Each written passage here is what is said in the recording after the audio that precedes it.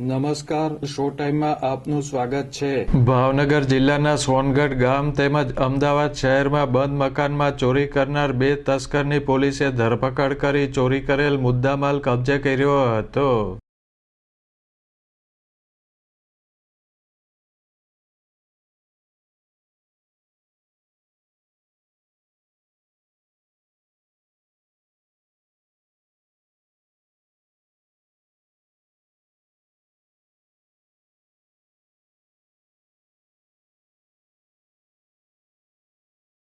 LCB police Songadh નજીક પેટ્રોલિંગમાં હતી તે દરમિયાન અગાઉ ચોરીના કેસમાં પકડાયેલા વિનોદ ધીરુભાઈ સરવૈયા અને કિશન મુકેશભાઈ પરમારને સોનગઢ પાસેથી ઝડપી લીધા હતા।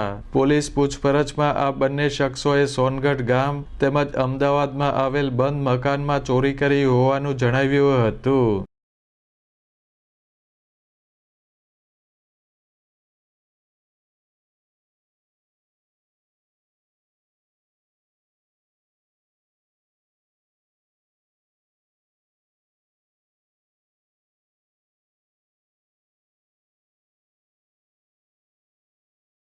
એલસીબી પોલીસે ચોરી કરેલ સોનાના ઘરેણાં, રોકડ રકમ તેમજ બાઇક મળી કુલ રૂપિયા 11,71,000નો મુદ્દામાલ કબજે કર્યો હતો।